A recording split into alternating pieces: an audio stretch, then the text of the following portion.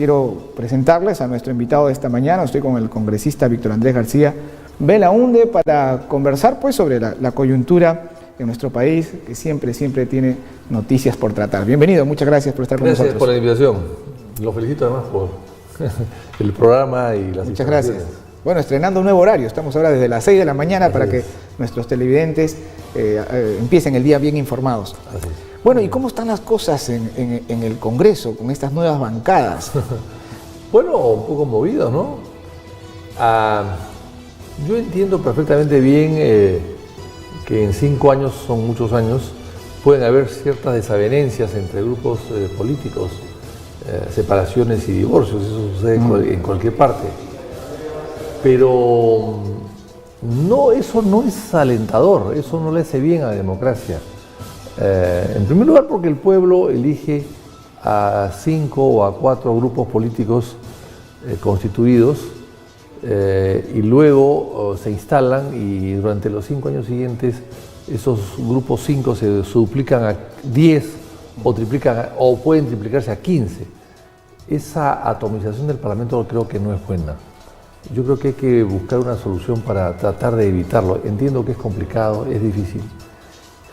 Y en este caso ha pasado una cosa curiosa porque la primera mayoría se ha reducido ya en un 30%, casi, ¿no? En menos de 3 años, o sea, 10% por año. Claro, es alto. Y es muy alto, ¿no? Eso significa que era una mayoría muy pegada con babas, un partido al paso, a la carrera. Ese es el problema de la democracia en el Perú, que partidos políticos, ¿cuánto podemos contar con los dedos? No, de una mano no sobran. En realidad lo que hay son agrupaciones políticas, electorales, que se juntan, reúnen gente. ¿Qué los junta? ¿Qué los cohesiona en realidad? Hay una crisis de partidos políticos en general en América Latina y en el mundo. Hemos visto en España, por ejemplo, cómo han surgido partidos con nombres estrambóticos, Podemos, Ciudadanos. O sea, los partidos tradicionales están desapareciendo, están pasando a segundo plano. En México, en Argentina, en fin, en todas partes del mundo, ¿no? Salvo Estados Unidos, que conserva sus dos partidos tradicionales de más de 200 años, pero que son muy especiales, que se reúnen básicamente en épocas de elecciones. Es una configuración diferente. Pero en el caso nuestro, evidentemente, al no haber partidos políticos constituidos, fortalecidos, con cierta coherencia, con cierta trayectoria de vida, evidentemente surgen partidos al paso, al calor de los procesos electorales. Y lógicamente a la hora que llegas, si ganas, generalmente ahí se quedan, ¿no? Se quedan constituidos hasta que viene el final del gobierno, donde hay algunas personas que empiezan ya a pensar en mudarse. Claro.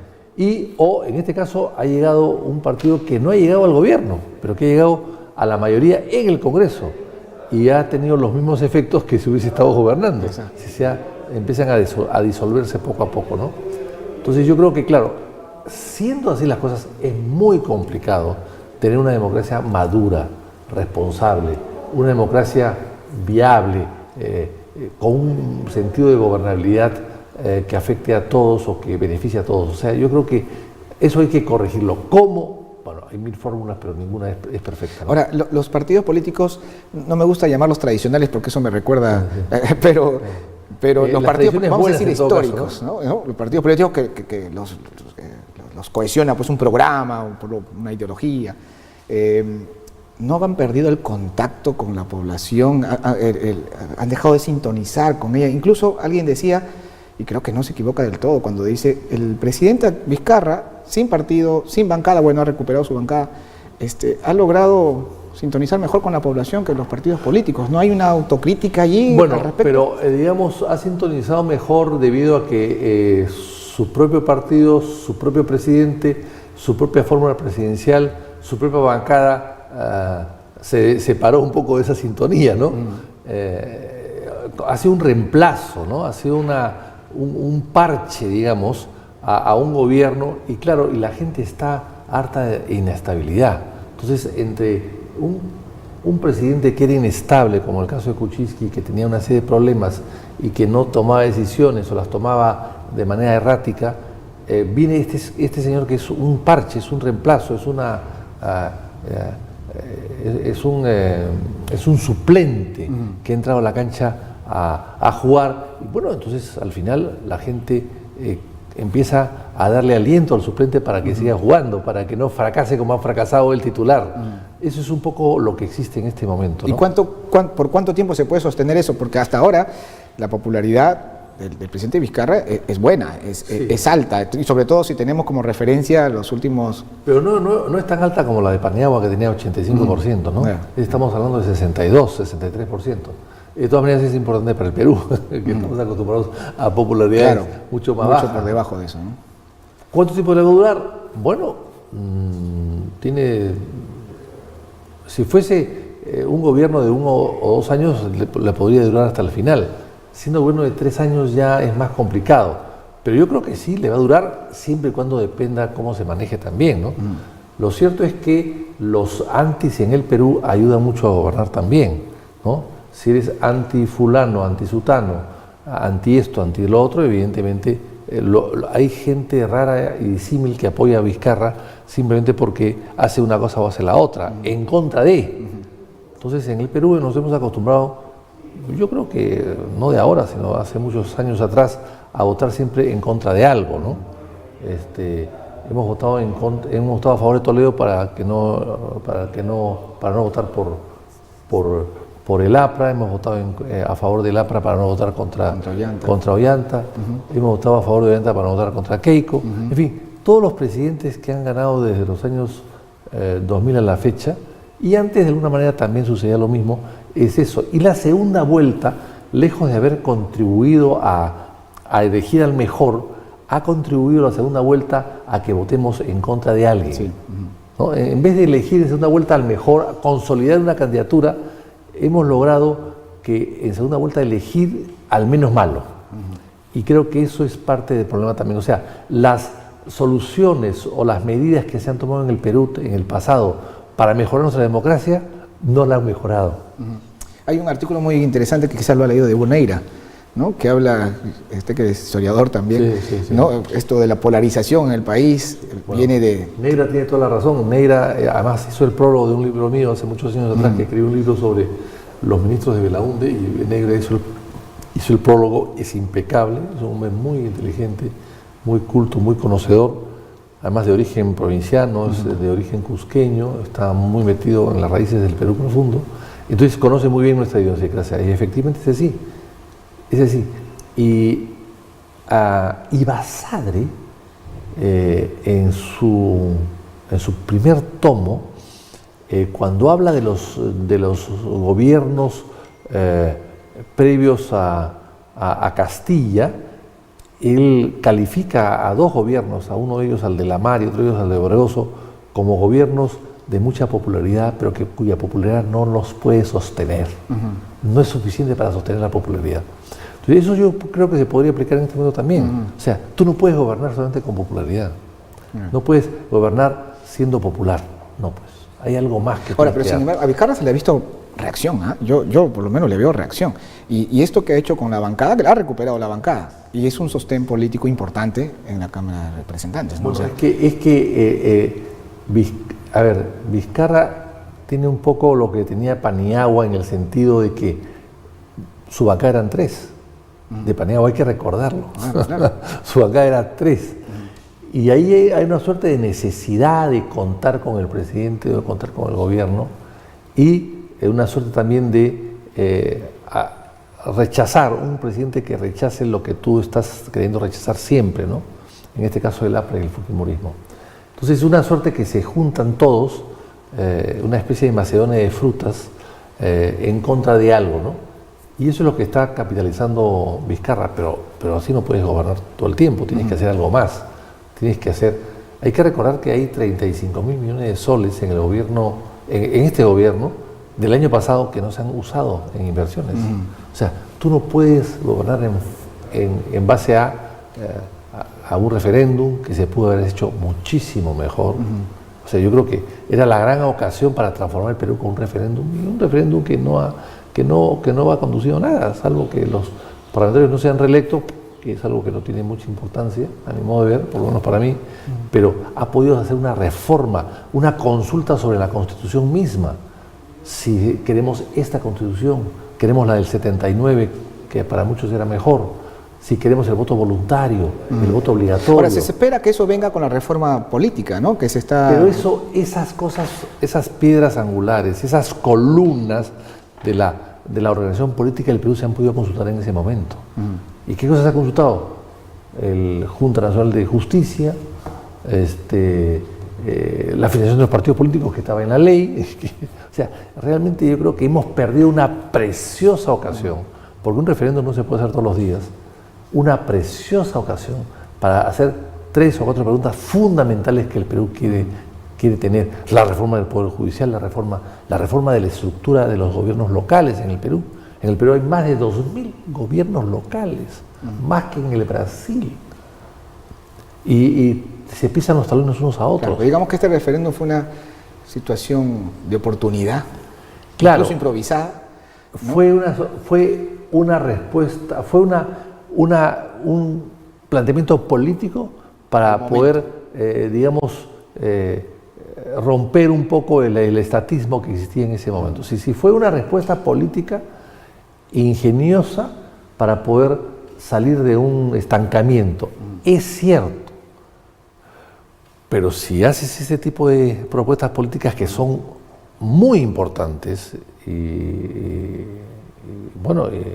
de mucha trascendencia, hazla bien, hazla mejor. O sea, plantea algo más importante que preguntarle al elector si quieres o no que los comunistas se queden o se vayan. O sea, yo creo que hemos podido aprovechar eso para hacer mejores preguntas. ¿Qué espera entonces de esta reforma política anunciada, por lo menos? No espero mucho porque ¿qué cosa va a pasar? La bicameralidad que el presidente fomentó y después pidió que voten en contra, grave error.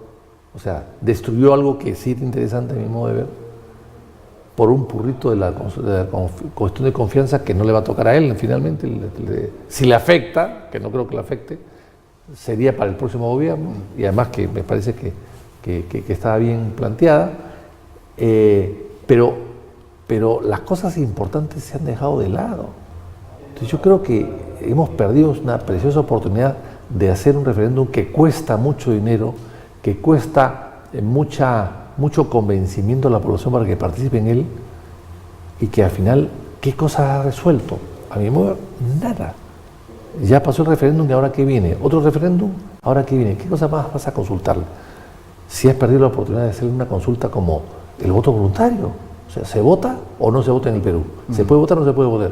La reforma de la Constitución, la reforma del capítulo económico de la Constitución, por ejemplo... El voto preferencial. El voto preferencial, que eso es parte de una ley, o sea que eso también se puede obviar, se puede hacer a través de la ley. Pero, por ejemplo, los recursos naturales, si son propiedad del Estado, el suelo o subsuelo, o de los concesionarios. En el Perú, los recursos naturales nos dan muy poco dinero al Perú. Hay que recordar, solamente para hacer un poco de historia, hay que recordar que en el siglo XIX hubo la gran riqueza del guano y del salitre. Y se acordó un famoso metodología para explotar el guano que consistía en los famosos concesionarios. O sea, el gobierno peruano de aquella época le daba una concesión a Juan Pérez, a Raimundo Serra, le daba una concesión para que pueda explotar el guano. Entonces ellos iban, sacaban el guano de las islas y lo exportaban al extranjero. ¿Cuánto le dejaban al Perú? ¿Con cuánto ellos se quedaban por el trabajo que hacían? 25%. ¿Cuánto le daban al Perú? 75%. O sea, por todo lo que hacían, ir, sacar el guano, con esas brigadas inmensas de gente, envasarlo, procesarlo, luego exportarlo y venderlo a Europa, todo eso, por todo eso ganaban 25%. Y el Perú se quedaba con el 75%. Ahora la pregunta es, con todo el gas que sacan del Perú, ¿cuánto recibe el Perú? ¿75%? ¿No? ¿50%? Tampoco. ¿30%? 30% y quizás un poco más con los impuestos que puedan pagar en la repartición de utilidades. O sea, y es una riqueza que se va a agotar como se agotó el guano. Claro. Entonces, no estamos sacando todo lo que nos corresponde, siendo dueños de la riqueza natural. Entonces, eso hay que tomar una conciencia de eso. ¿Cómo es posible, por ejemplo, que el Perú esté pagando, la gasolina ha subido en el mundo, ha bajado 50%? El Perú, la gasolina sigue costando igual, no ha bajado un centavo. Un centavo. ¿Por qué? Porque tenemos que financiar la refinería más cara del mundo, que es la que está en Talara, $5.000 millones. Pero esas son cosas que hay que resolver. Hay cosas que se han podido inclusive hasta consultar, pero de eso no se dice nada. Entonces estamos trabajando para la tribuna, digamos, para la cosmética. Y muy distraídos en los temas judiciales, digamos, que merecen la atención. Y ahora ya todos son abogados en el Perú, todos opinan. Claro. Yo soy abogado y para mí me cuesta mucho opinar sobre un juicio, sobre determinada decisión de un juez. Siendo yo abogada, para mí es muy difícil porque mi padre ha sido juez 40 años y yo siempre le he escuchado a mi padre decir que todo está en el expediente y fuera del expediente no hay nada. Y si tú no conoces el expediente, ¿cómo vas a opinar? Es una cosa elemental. ¿Creo que la política está judicializada? Entonces, totalmente. Entonces, ahora salen inclusive una serie de marchas para respaldar a un juez, o pedir que otro se vaya, que otro se quede. Pero ¿con qué criterio? De repente lo está haciendo bien, lo está haciendo mal. ¿Cómo sabemos si estamos afuera? Y no somos expertos, no somos abogados. Claro. Entonces, al final todos vamos a juzgar a la gente a través de la calle. O sea, vamos a tener que, a este paso, vamos a tener que implementar la justicia popular. Ahora, los juicios populares que hacía Sendero Luminoso, hay que hacerlos ahora. El pueblo se reúne, a ver, es un ladrón, es un corrupto, al paredón. Claro. Sí, no, eso es lo que hay que hacer. Vamos a volver un poco a lo que hacía Sendero Luminoso, que traía un pueblo, reunía a la gente, oye, este es bueno, malo, va, fuera, y lo mataban. O sea, vamos a volver a eso, porque ahora la gente va a la puerta o del Congreso, o del Poder Judicial, o un ministerio, o del Ministerio Público, y pide pues la destitución o el respaldo a un magistrado determinado. Entonces ¿quién decide? ¿El que está en la calle, que no tiene conocimiento de nada? ¿O las instituciones? Claro, eso se entiende perfectamente, pero también es importante entender... Entonces para eso es mejor cambiar el sistema de justicia y vayamos a los juicios populares. Entonces, seamos sinceros. Y que el jurado, el juez ya no decida, el juez ya no sentencie, el juez sea un poco el coordinador del proceso y que el que decida sea un jurado nombrado por el pueblo. Entonces, vayamos al jurado nombrado por el pueblo. Entonces, yo, tú, todos los que estamos acá, seremos jurados, pues, y vamos a condenar o no condenar a fulano y a sultano. Yo creo que hay que volver a eso. Ahora, lo que hay que comprender también es el hartazgo de la gente, ¿no? La gente se ha sentido burlada por años, y ahí la clase política tiene una responsabilidad. A ver. Las instituciones... Yo creo que sí, todo ha funcionado muy mal. Ese es cierto, y gracias a Odebrecht todo esto ha saltado a la luz pública, porque antes... yo siempre me preguntaba, caramba, qué suerte de ver cómo ganan tantas obras, qué suerte. Las grandes empresas constructoras de los años 50, 60 han ido desapareciendo. Yo recuerdo que había una empresa muy grande que se llamaba Flores y Costa, de constructores, más grande que Graña y Montero, desapareció. O sea, imposible competir pues, con una gigante. Las grandes empresas han desaparecido, solo queda una, quizás o dos, pero las grandes empresas constructora del Perú, de los años que había construcción, los años 50, los años 60, han desaparecido. Y ahora vienen los extranjeros. O sea, yo me pregunto, ¿los extranjeros han hecho las carreteras en el Perú? ¿Los hospitales? ¿El aeropuerto Jorge Chávez lo ha hecho un extranjero? No. Claro. Todo eso, la vía expresa, que está acá muy cerca, ¿la ha hecho aquí en Odebrecht? No. Fueron peruanos, empresas peruanas que han desaparecido porque llegaron las extranjeras con estas mañas, con estas trampas, y coimeaban a todo el mundo y ganaban las licitaciones. Y al final las peruanas acababan socias minoritarias de los extranjeros, porque ellos eran los que podían coimear. Absolutamente todo. Nos gana el tiempo. Siempre digo que el único tirano que aceptamos aquí es el tiempo. Solo para, ¿pero aceptan a gusto o a disgusto? Bueno, no hay otra cosa que se pueda hacer.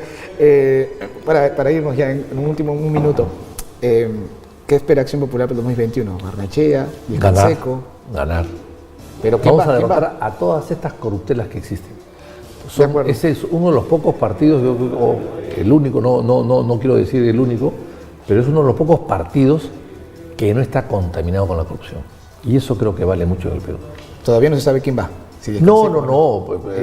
Hay muchos candidatos, cualquiera puede ser. De acuerdo, muchísimas gracias. Hemos estado conversando con el congresista Víctor Andrés García Belaunde. Nosotros nos despedimos de la señal de Viva TV. Gracias por este primer día en esta nueva temporada. Nos reencontramos el día de mañana. Pero si quieres seguir con nosotros, quédense. Nos vamos a una pausa todavía. Volvemos con más. Tenemos más entonces con ustedes. No se lo pierdan.